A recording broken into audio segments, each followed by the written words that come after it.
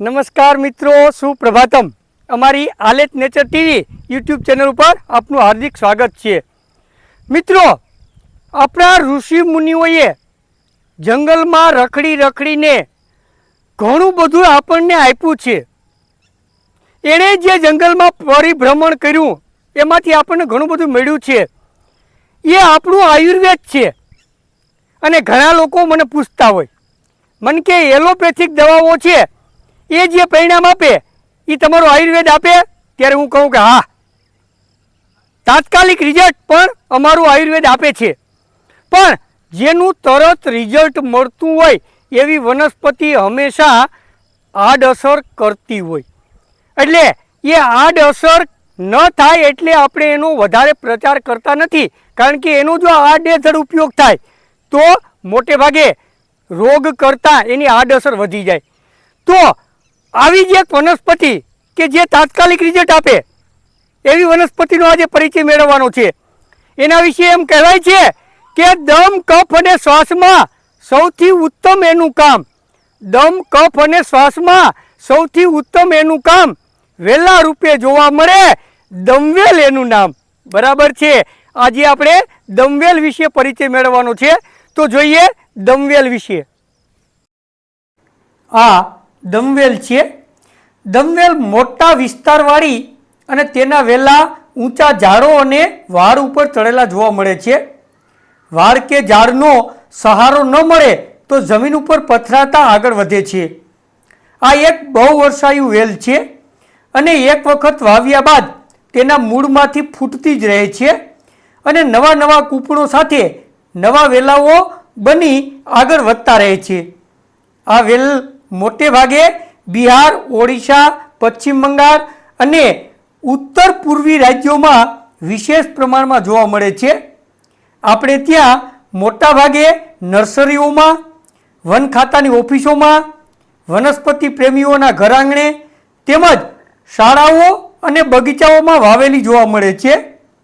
આપણા ગુજરાતી ગ્રંથોમાં તેનો ઉલ્લેખ ભાગ્યે જ જોવા મળે છે.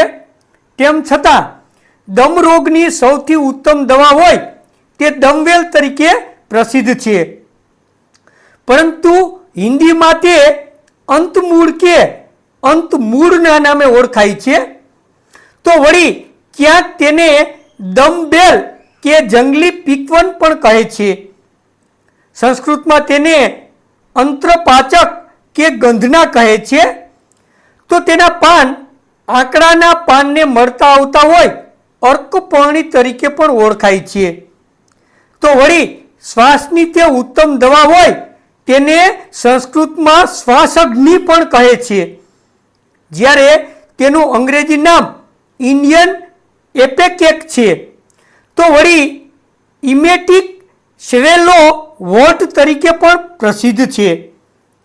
આમ તો તેનું શાસ્ત્રીય નામ વિન્સેન્ટોક્લિકસ ઇન્ડિકમ છે, પરંતુ અત્યારે તે ટેલોફોરા ઇન્ડિકા તરીકે વિશેષ પ્રસિદ્ધ છે.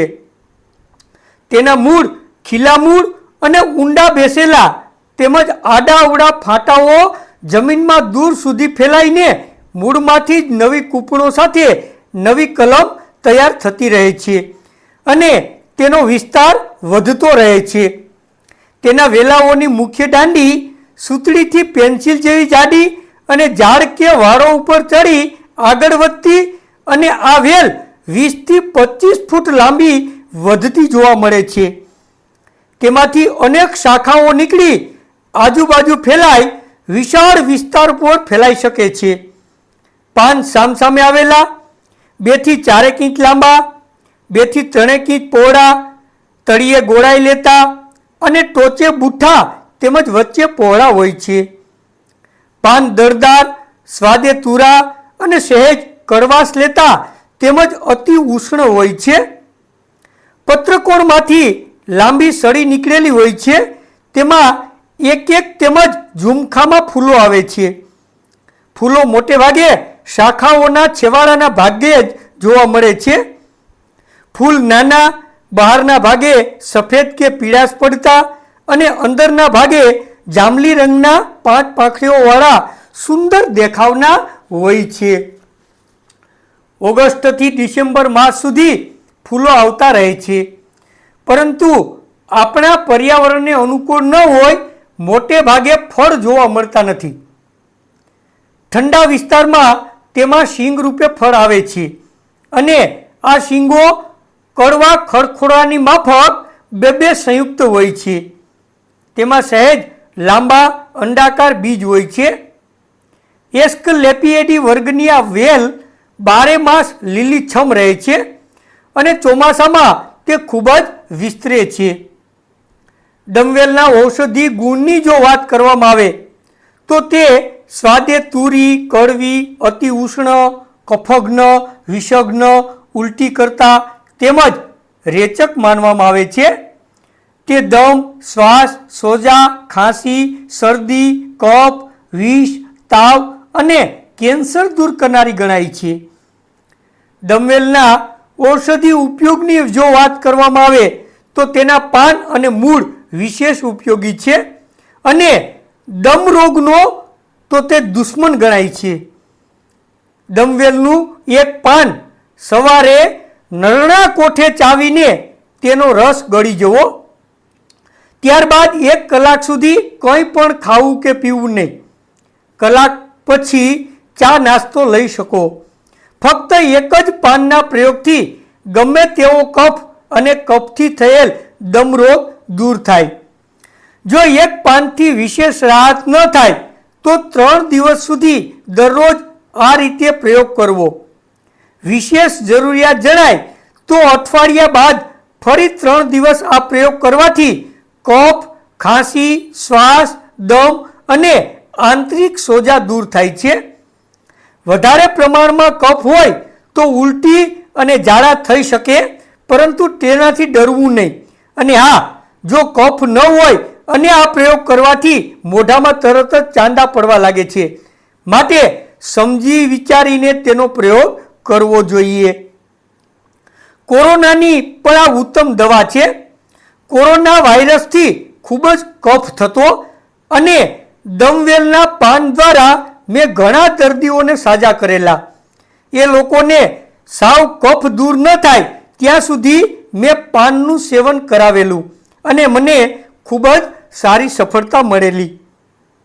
દમવેલના પાન અને મૂળનું ચૂર્ણ બનાવી 1 ચમચી મધમાં 1 ચપટી ચૂર્ણ નાખી ચાટવાથી કફ, શ્વાસ, તાવ, ચામડીના રોગો દૂર થાય છે.